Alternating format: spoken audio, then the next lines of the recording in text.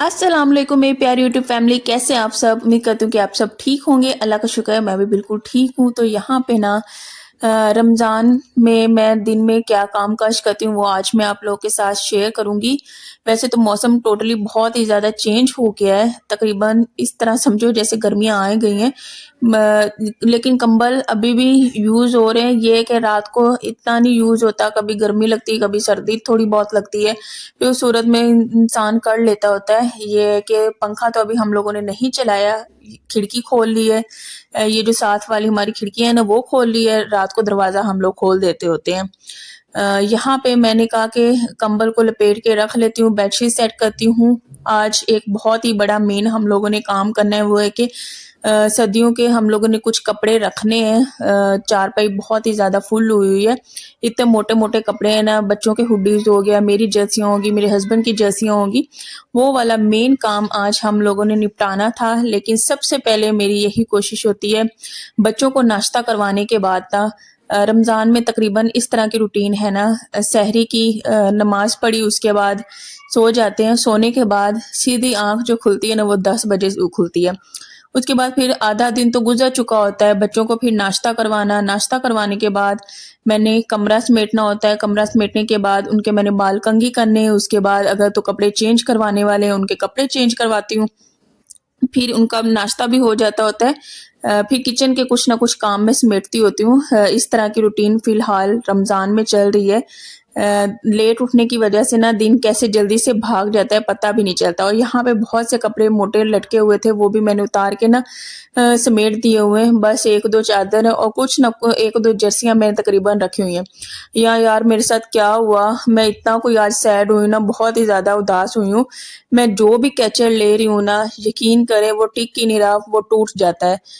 लेती save mart से हूँ, मेरे हस्बैंड यही कहते हैं, एक तो महँगे कैचर मैं लेके आता हूँ, ऊपर से टूट जाते हैं। मेरी खुद की समझ से बाहर है। या तो प्लास्टिक उसकी इतनी कच्ची हो गई है, थोड़ा-सा गिरता है, इतनी ज़ोर से भी नहीं गिरता, वो टूट के ऐसे अलहदा हो जाता है। जो बड़े वाला था वो मैं सर पे लगा रही थी, खुद ब खुद टूट गया। जो पहले मेरे 2-3 थे वो भी सेव मार्ट से इतने प्यारे थे, कैचर लिए हुए थे। मुझे नहीं पता कि हालाँकि साल-साल भी चल जाते हैं, 2-2 मंथ्स भी चल जाते हैं, पता नहीं क्या ही बात है। जो भी मैं नया कैचर ले रही हूँ ना, वो टिक ही नहीं रहा, टूट जाता है फ़ौरन से ही। मुझे बहुत ही ज़्यादा दुःख हुआ कि एक तो महँगा भी है कैचर। तो फिर मेरे हस्बैंड कहते हैं अब मैं बाज़ार से ना 25-25 वाला तुम्हारे लिए लेके आऊँगा।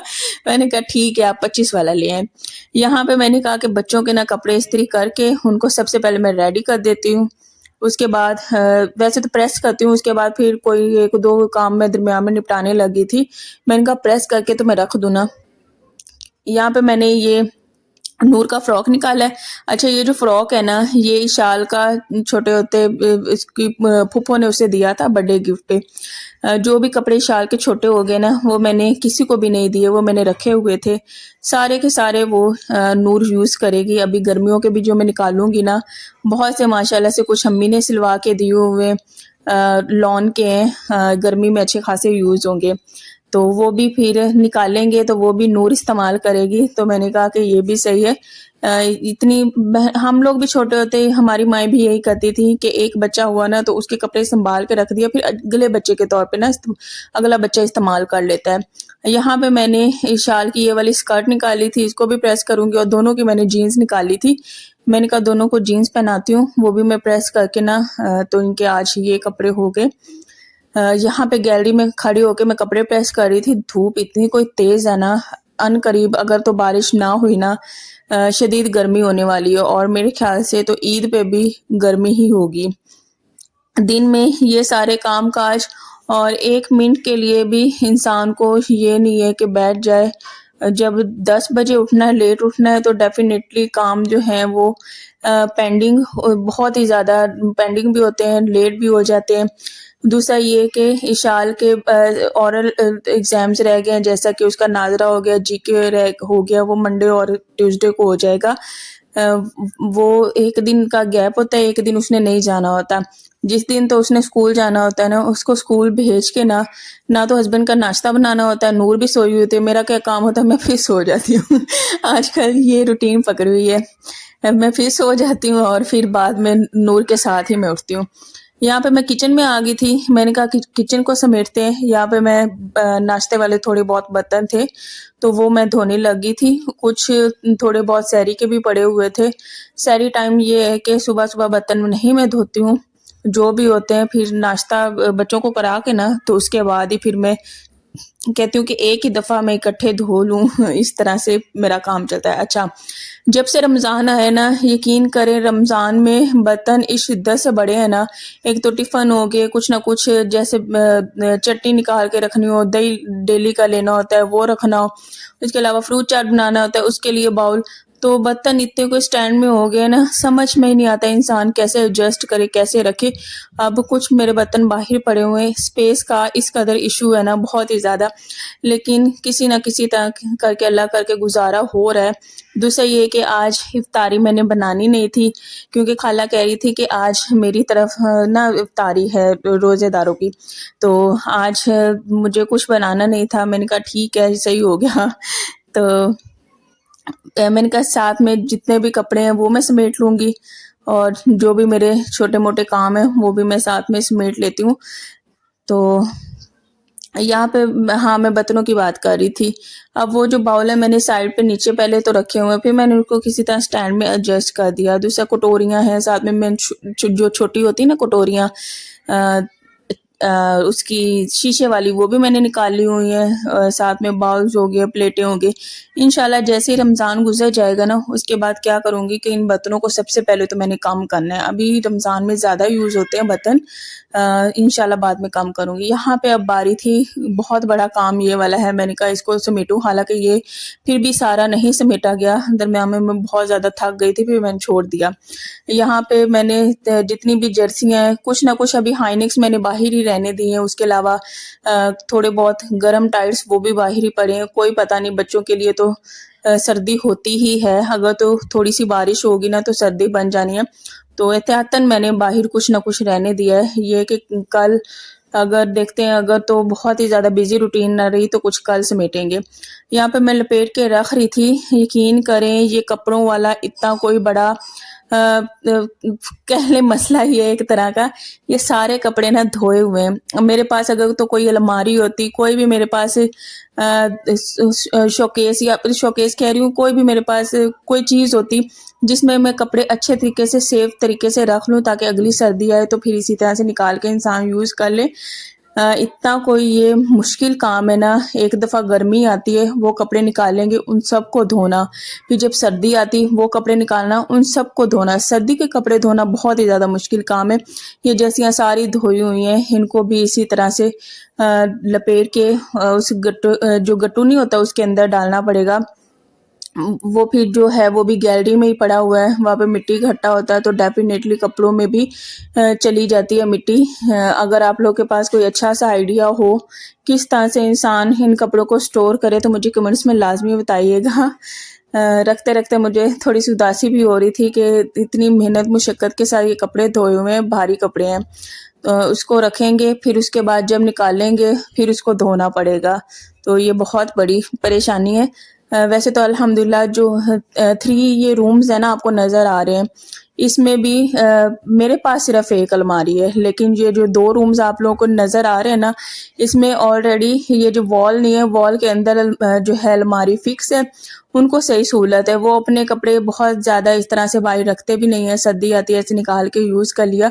लेकिन मेरे लिए बहुत ही ज़्यादा ये मुश्किल काम हुआ है, बहुत ही ज़्यादा मुश्किल होता है।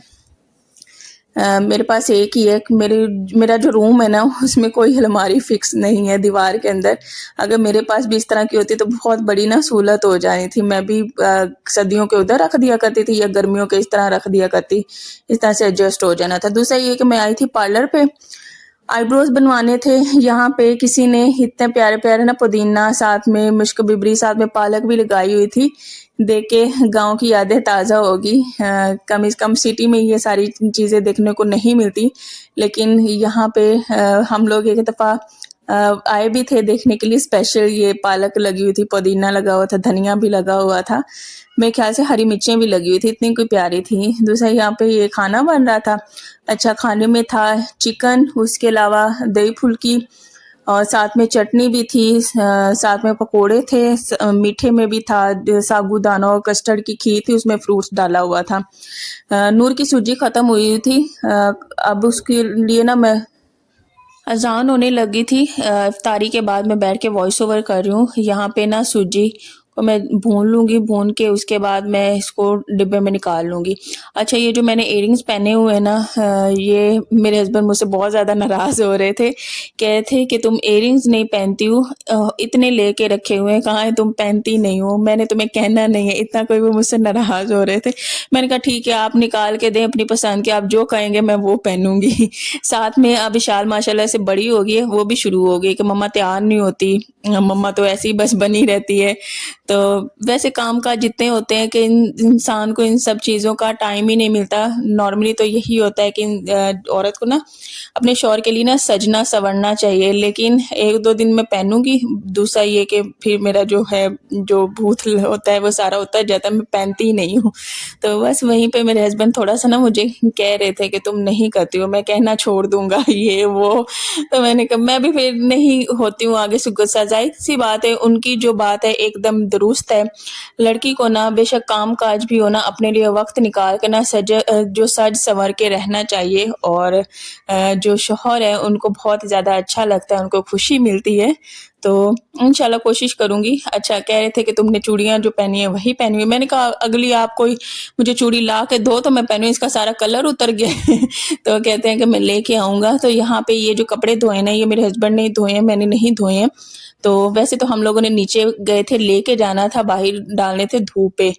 याद ही नहीं रहा, फिर मैंने कहा कि मैं इधर गैलरी में ही डाल देती हूँ। तो यहाँ पे इफ्तारी बन चुकी थी, साथ में पानी था, चटनी थी, मीठा था, दही फुल्की थी, साथ में ये भी अच्छा सालन भी था, साथ में नान भी था, पकोड़े भी थे। अच्छा, जो रोटियाँ हैं ना वो रोज़ा इफ्तार होने के बाद ही मिलती हैं, तो उसके रोज़ा जब इफ्तार होगा तो उसके बाद ही मिलनी है। अच्छा, ये रूम है ना, इकट्ठे बैठ के हम लोग इफ्तारी इधर भी नहीं कर सकते, वही प्रॉब्लम, ये रूम छोटा है, स्पेस इश्यूज़, माशाल्लाह से लोग बहुत ज़्यादा हैं, साथ में बच्चे भी हैं, तो एक जगह पे पूरे नहीं आते हैं। इधर जितने बंदे बैठ सकते हैं इधर बैठेंगे, फिर जो है मेरी सिस्टर का रूम उधर बैठेंगे, फिर जो मेरा रूम है उधर बैठेंगे। तो बस जिधर जिसको कंफर्टेबल लगता है ना वहीं पे बैठ के इफ्तारी करेंगे। और अल्हम्दुलिल्लाह, अल्लाह का लाख-लाख शुक्र है, इफ्तारी बहुत ज़्यादा मज़े की थी, हर चीज़ बहुत ही अच्छी बनी हुई थी। जो कुछ भी बना हुआ था, अल्लाह बस कबूल फरमाए और अल्लाह आंटी को इनका सवाब दे। आप सब भी ढेर सारा ना दुआएँ कीजिएगा। यहाँ पे बच्चे कुछ खेल रहे थे, और ये मेरी जो बड़ी नंद है ना, ये उसका बेटा है, तो ये बेटा बस देख रहा था। तो बच्चों की आज ना ईद बनी हुई थी, सारे बच्चे माशाल्लाह से तैयार हुए थे, मैंने अपने बच्चों को भी तैयार किया, और जो आए हुए थे मेरी कज़िन के बच्चे वो भी तैयार हुए थे, तो माशाल्लाह से हम देख रहे थे, हम कह रहे थे कि ऐसा लग रहा है ना जैसे ईद हो। ये बड़ों की जो रौनक होती है ना वो अलग ही होती है, वो फिर ईद त्योहार वाला दिन ही बन जाता है। यहाँ पे कुछ थोड़ी बहुत इफ्तारी ना साथ में नेबर्स की तरफ से आई थी, जैसे कि ये चावल थे, इसमें गाय का गोश्त था, साथ में नींबू पानी भी था, साथ में ये मिठाई थी। मिठाई तो बच्चे बहुत शौक के साथ खाते हैं। आज का यही व्लॉग था, मैंने पूरे दिन की जितनी भी जो भी रूटीन थी, जो भी काम-काज थे वो शेयर किए। उसके अलावा और भी दरमियान में कुछ ना कुछ काम-काज होते हैं, वो ये तो नहीं ना हर वक़्त कैमरा उठा के इंसान रिकॉर्ड करे, तो इस तरह से भी नहीं होता। यहाँ पे पकोड़े खाए थे, पकोड़े भी बहुत ज़्यादा मज़े के बने हुए थे। कमेंट्स कीजिएगा आज का व्लॉग कैसा था? दूसरा ये है कि आप सब भी बताइएगा रोज़े कैसे जा रहे हैं, और आप सबके यहाँ ना इफ्तार की टाइमिंग क्या है, मुझे कमेंट्स में वो लाज़मी बताइएगा। यहाँ पे 6-5 पे अब रोज़ा जो है इफ्तार होता है। तो चलें जी, यहीं पे व्लॉग का करेंगे एंड। आज का जो इफ्तार था ना वो खाला की तरफ से था, मेरी मदर इन लॉ की तरफ से। बस अल्लाह का जितना भी शुक्र अदा करें उतना कम है। अल्लाह उनको सेहत दे, तंदुरुस्ती वाली लंबी ज़िंदगी अता करे। आप सब भी हम सब के लिए ढेरों दुआएँ कीजिएगा। यहाँ पे नान भी आ गए थे, हम लोगों ने नान लिए थे, साथ में सालन था, और बैठ के खाना खाएँगे। अल्लाह हाफ़िज़।